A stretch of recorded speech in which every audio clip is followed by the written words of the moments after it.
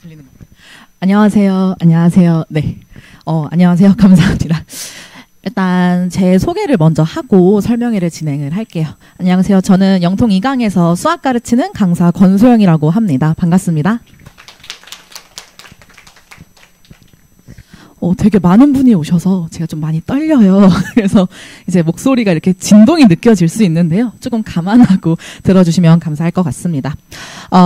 일단 설명회에서 제가 설명드리고 싶은 내용은 이제 수학 1등급 최적화를 위한 차별화된 공부법에 대해서 얘기를 함과 동시에 26년에 제가 2강학원에서 진행하는 예비골 윈터스쿨에 대해서 말씀드리고자 합니다. 먼저 목차부터 얘기를 해보자면요. 저에 대해서 좀 소개를 하고요. 그리고 아무리 이제 저희가 또 뭐 수능도 대비하고 내신도 대비하지만 지금 초점은 내신 대비잖아요. 그래서 지금 현재 영통 지역에서 고1 내신 수학은 어떻게 출제되고 있는가에 대해서 좀 디테일하게 살펴보도록 하겠습니다. 그리고 마지막으로 이 출제 경향에 맞춰서 어떻게 공부를 해야 될까? 이번 겨울방학에 무엇을 어떻게 공부할지 차근차근 설명드릴 수 있도록 할게요. 일단 제 소개를 먼저 하겠습니다. 여기가 이제 수원시니까요. 수원시 옆에 화성시가 붙어 있잖아요. 저는 화성시에 조그만한 읍에서 태어났습니다. 남양읍이라고 혹시 아시는 분이 있는지 모르겠는데 거기서 이제 태어났고요. 제가 태어났을 때 당시만 해도 초등학교가 한 개밖에 없었어요. 그러다가 초등학교가 이제 2개로 늘어나고 막 그랬었는데 초등학교 하나, 중학교 하나, 고등학교 하나였나? 이렇게 좀 동네가 되게 조그맸습니다. 저는 당연히 거기서 조금 학구열이 높은 학생이었기 때문에 고등학교는 좀 좋은 데 가고 싶다라는 생각이 있었고 그래서 중학교 때 공부를 열심히 해서 이제 안산에 있는 동산고등학교 자사고를 지원하고 합격하게 됩니다. 여기 들어갈 때 이제 시험이 2개가 있었어요. 1차 시험, 2차 시험이 있었는데 1차 시험이랑 2차 시험 그냥 다 반배치고사라고 보시면 될 것 같아요. 그래서 1차 시험 같은 경우에는 중학교 3학년 전반적인 내용을 가지고 시험을 봤고요. 2차 시험 같은 경우에는 이제 고등학교 1학년 1학기 내용을 가지고 시험을 봤다. 라고 보시면 될 것 같습니다. 그래서 이제 1차 시험을 봤을 때는 제가 중학교 때 공부를 정말 열심히 해놨기 때문에 하나도 어렵지 않고 잘 봤어요. 그래서 640명 중에서 이제 40등이 떴더라고요. 그럼 꽤 잘한 것 같네. 아니랬죠. 그래서 공부를 놨어요. 이미 합격도 했고 난 고등학교가 결정됐으니까 난 좀 놀고 싶어 해가지고 그때 공부를 살짝 놨더니만 2차 시험을 보는데 제가 고등학교 내용을 잘 모르더라고요. 선행을 했다고 해도 거기에 나온 문제가 6월, 9월 모의고사 기출문제 변형들이었거든요. 나중에 자이스토리 풀면서 깨닫게 되었는데 그래서 이제 그 문제들을 잘 못 풀다 보니까 나중에 나온 2차 등수는 400등이었어요. 뒤에 공이 하나 더 붙은 거죠. 그래서 그때 제가 깨달았던 건 진짜 노력하는 게 정말 중요하다. 꾸준히 공부하는 게 중요하다. 이런 걸 좀 깨달으면서 뭔가 하나를 얻은 것 같았습니다. 그렇게 이제 졸업을 하고 성균관대학교 수학과에 또 진학을 해서 졸업을 한 뒤에 이제 학생들을 가르치고 싶어서 학원가에 이제 진출을 하게 되었어요. 학원에 이제 좀 여러 개 다니고 있었는데 현재는 지금 영통 2강학원에서 내년부터 완전 전임으로 있을 것 같고요. 현재는 대치세움학원과 2강학원 이렇게 2곳을 다니고 있습니다. 제가 어떤 일을 해왔고 아이들에게 어떤 영향을 주었는지도 한번 좀 얘기를 드리면 저에 대해서 좀 아실 수가 있고 또 제가 설명하는 내용이 잘 이해가 되실 것 같아서 말씀을 드려볼게요. 저는 이제 당연히 강사 처음 시작할 때는 중하위권반, 좀 낮은 반부터 수업을 진행을 했고요. 나중에는 최상위권반, S반까지 수업을 진행을 했었습니다.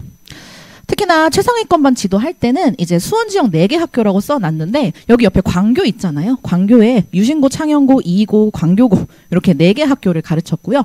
거기서 각각 다 전교 1등을 배출을 했었습니다.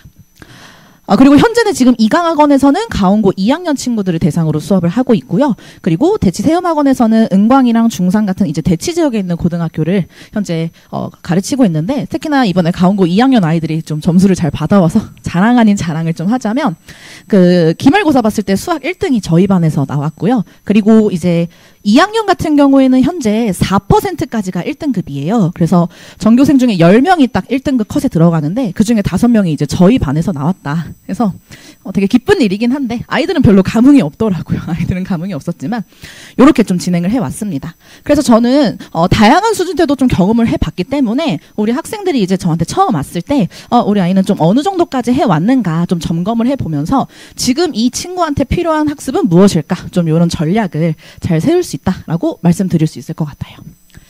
제 소개는 이 정도로 마치도록 하겠습니다. 제가 자랑하는 걸 좋아하진 않는데 다들 자랑을 많이 하시더라고요. 그래서 이 정도로 한번 맞춰보고요.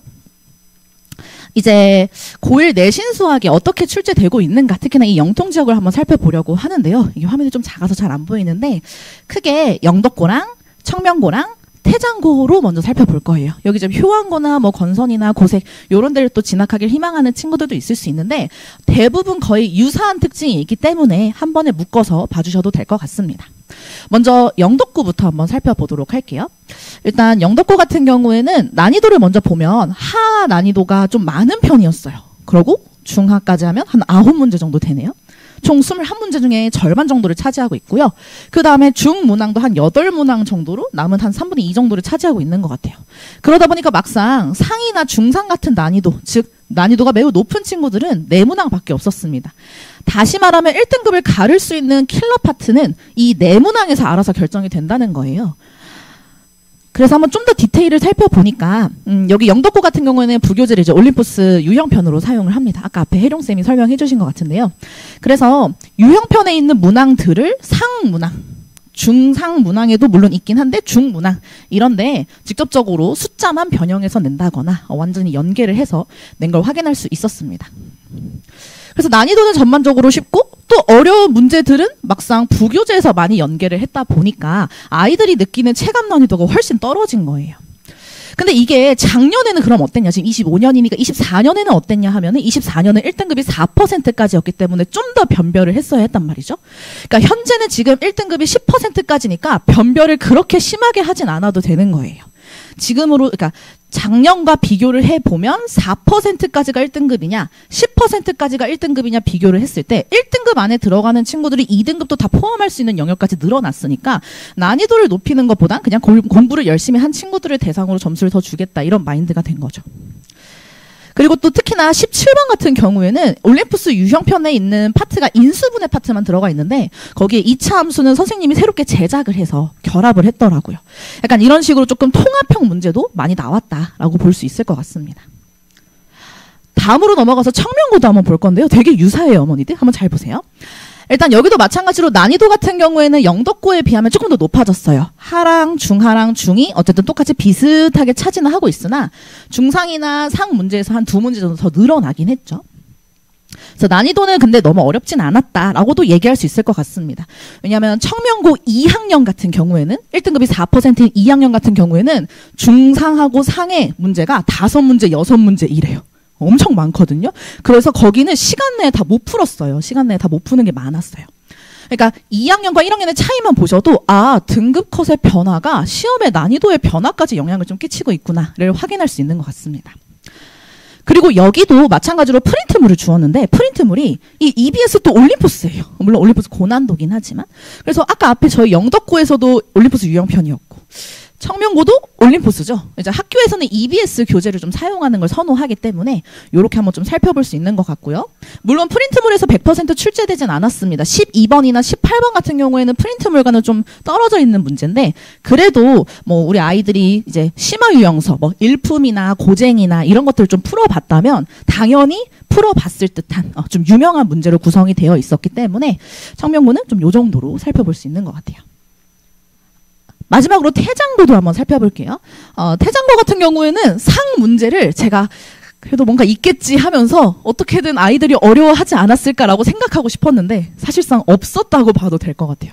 그래서 0이라고 썼습니다. 제가 항상 내신 분석할 때 0으로 쓰는 일이 거의 없는데 이게 너무 좀 쉬웠기 때문에 사실 강사들도 풀 때 그냥 한 30분이면 금방 풀겠는데 약간 이런 마인드였거든요. 아이들이 풀 때도.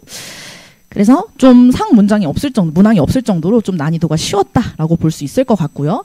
여기 태장고 같은 경우에는 프린트물로 모의고사 기출문제를 이제 재구성을 해서 제공을 하고 있어요. 그래서 이제 교육청 모의고사라고 하면 우리 아이들 6월, 9월, 11월 이때 보는 그 모의고사를 말하는 겁니다. 그래서 이제 그런 문항들이 조금 연계가 잘 되어 있었고요. 마찬가지로 17번도 비슷했는데 연계성은 좀 떨어졌지만 앞서 설명드렸던 이 청명고랑 비슷하게 너무 유명한 문제였기 때문에 천천히 잘 살펴볼 수 있는 것 같아요. 요 디테일한 내용은 또 저희 이강학원 그 블로그에 잘 올라가 있기 때문에 한번 또 살펴보시면 좋을 것 같습니다. 그러면 좀 한번 정리를 해볼게요. 어쨌든 저희가 이 3개의 학교만 보긴 했지만 대부분 다른 학교들도 유사하게 모의고사에서 나오거나 앞서 설명드린 EBS 교재에서 많이 연계된 걸 확인할 수 있을 거예요. 그럼 저희는 이제 좀 계획을 세울 수 있겠네요. 이번 겨울방학 동안 저희가 사실 겨울방학이 아니죠. 2학기, 1학기 내내 어쨌든 공부해야 되는 파트는 모의고사와 EBS인 것 같습니다. 여기 있는 교재들에서 어쨌든 학교에서 계속 출제를 하니까요. 그럼 이제 저거를 풀면 되겠구나 인데 저걸 다 풀 수 있으면 누구나 1등급이 나왔겠죠. 문제는 모의고사 문제가 쉽지 않다는 거예요.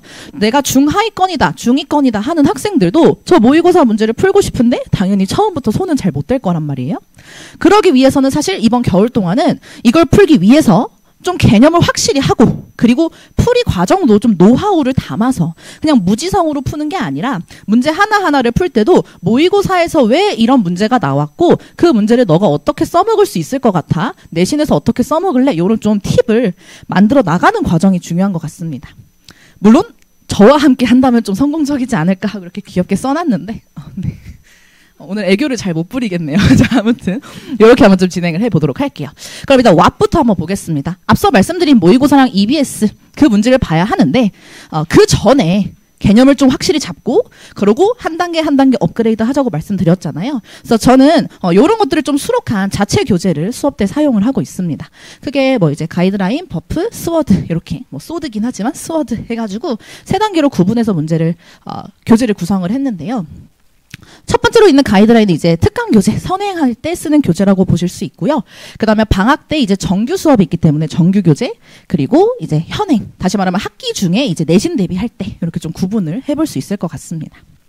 일단 당연히 선행하거나 특강에서 들어가는 교재는 기본적인 개념, 다시 말하면 0회독에서 1회독 학생에게 추천하는 수업이기 때문에 요거에 대해서는 좀 쉬운 개념들 그리고 우리가 이제 시중교재에서 볼 수 있는 필수 유형들 있잖아요. 뭐 센 B라던가 뭐 이런 뭐 RPM이라던가 그런 간단한 교재에서 볼 수 있는 문항들을 수록했다라고 볼 수 있고요.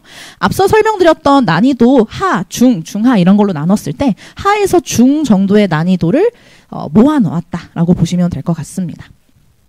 그러고 이제 방학 때 정규 교재를 진행을 할 때는요. 기본 개념에서 업그레이드된 실전 개념을 다루게 될 거예요. 실전 개념이 무엇인지는 이따 뒤에 슬라이드에서 소개를 드릴게요. 그러고 당연히 일반적인 문제가 아닌 조금 개념을 2번, 3번 써야 되는 응용 문제까지 확장하는 문제들을 담아두고 있습니다. 난이도는 한 중에서 중상 정도를 목표로 한다라고 보시면 될 것 같고요. 앞서 말씀드린 이때부터 이제 모의고사와 EBS 문제들을 하나씩 넣을 예정이에요. 근데 모의고사 4점 킬러를 여기다 당연히 넣지는 않고요. 모의고사에서 3점 쉬운 문제랑 어려운 문제 그리고 4점 쉬운 문제까지 정도로 넣는다라고 보시면 될 것 같습니다.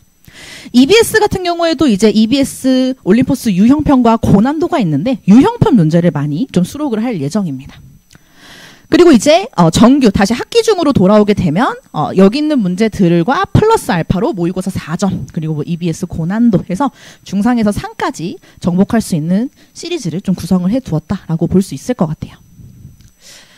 그럼 이제 이런 것들을 풀 때 어떻게 푸는지가 중요하기 때문에 어떻게에 대해서 한번 좀 얘기를 해볼게요. 제 수업에 대해서 한번 얘기를 좀 해보겠습니다. 일단 저는 체계화된 개념과 노하우가 담긴 풀이라고 소개를 드렸는데 개념을 어떻게 아이들에게 설명하고 학습시키는지와 그리고 풀이 과정을 어떻게 체득시키는지에 대해서 한번 소개를 좀 해볼게요. 일단 기본적으로 중위권 정도 되는 학생들부터는 교재 읽는 걸 싫어해요. 글이 많은 걸 안 읽고 싶어 합니다. 중하위권이 될수록 더 안 읽고 싶어 하기도 하고요. 그래서 그 수학의 정석책을 한번 펴보시면 글씨가 빼곡할 거예요. 그러고 거기에 막 색깔별로 물론 약간씩은 구분이 돼 있지만 그렇게 가독성이 좋은 책은 아닙니다. 그래서 저는 좀 개념을 제 교재에선 좀 널찍널찍하게 아이들이 좀 사고할 수 있는 부분이 많을 수 있도록 그림이라던가 그다음에 여기 좀 잘 안 보이긴 하지만 제가 이제 손글씨로 조그맣게 써둔 이런 것들을 좀 팁으로 주면서 원리에 대한 설명을 좀 확실하게 두고 시작을 하고요. 그 이후에 이제 한 바닥의 개념을 좀 정리해보겠죠. 그래서 이제 개념 정리를 쭉 해줍니다. 사실 여기까지는 일반적인 시중 교재나 일반적인 개념서나 교과서에서도 다 소개하는 내용인데 제가 조금 얘기하고 싶은 파트는 바로 이 부분이에요. 우리 아이들이 개념을 외울 때 문자를 그대로 외워요. 예를 들면 2차 방정식의 근해 공식 하면 뭐 2a분의 마이너스 b 이렇게 해가지고 쭉 쓰잖아요.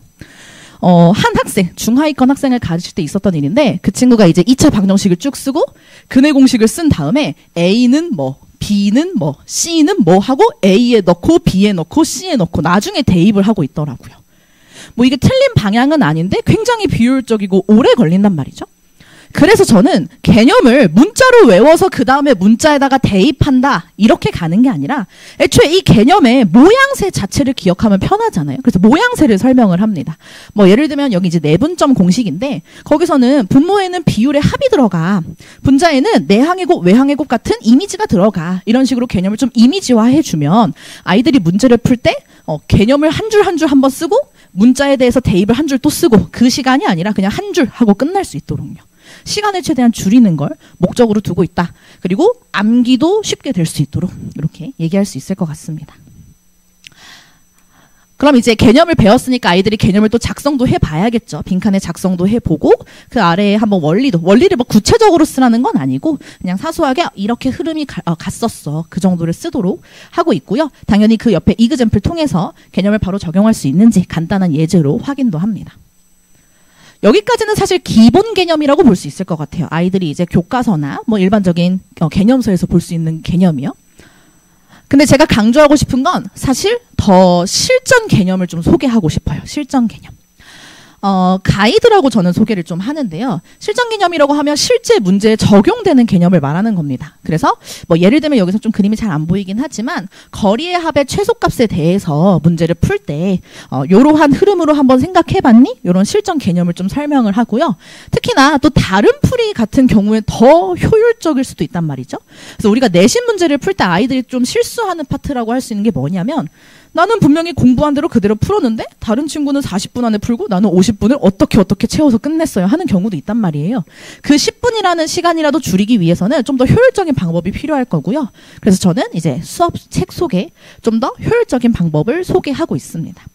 이를 당연히 적용해봐야 되기 때문에 바로 다음 페이지에 이제 이런 것들을 쭉 한번 풀어보자 라고 얘기하고요. 그 아래 가이드라인으로 제가 이제 조그맣게 손글씨로 써둔 파일을 전달을 해요.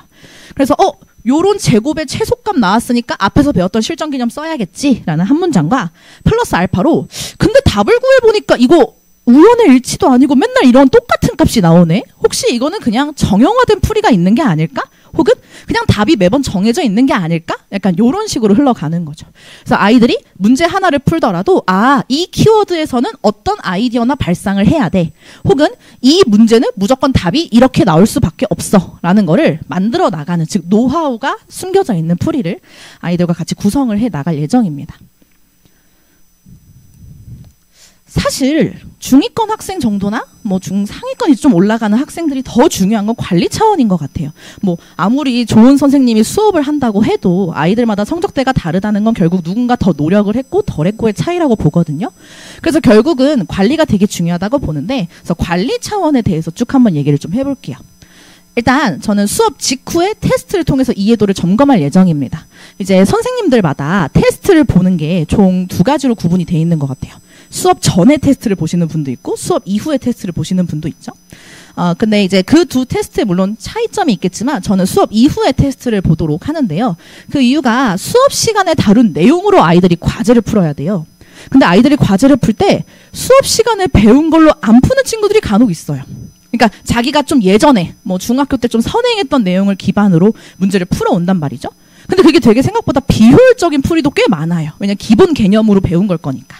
근데 저랑 한 실전 개념으로 풀면 30초 안에 끝나는 걸 그 친구는 1분 30초를 붙잡고 있는 거니까 되게 비효율적이란 말이에요. 그래서 저는 테스트 보고 그 테스트를 통해서 너 요 부분 이렇게 하지 말고 쌤이랑 이렇게 하기로 약속했잖아 하는 것들을 좀 정리해주고 그 다음에 통과했으면 통과, 좀 점수가 부족하다 하면 한번 쌤이랑 보충학습하고 다시 재시험, 이런 식으로 진행이 된다라고 보시면 될 것 같습니다. 그 이후에 일단 시간표를 좀 보면서 얘기할게요. 수업을 하고 그 다음에 클리닉을 하고 이제 또 정규를 하고 이렇게 진행이 될 건데요. 이 클리닉 시간이 왔겠죠. 이제 수업 끝나고 밥 먹고 이제 클리닉 시간이 오면 과제를 이제 점검하게 될 거예요. 과제를 풀게 될 거예요. 그래서 제 관리 하에 과제를 해결할 예정입니다. 특강 과제랑 정규 과제 둘 다 진행을 할 예정이고요. 클리닉에서 제가 목표로 하는 거는 일단 과제를 완벽하게 풀어내는 거, 그리고 오답까지 완벽하게 정리되는 거예요. 오답 정리는 다음 슬라이드에 소개를 드릴게요. 그래서 그게 다 마무리돼야지만 하원할 수 있어요.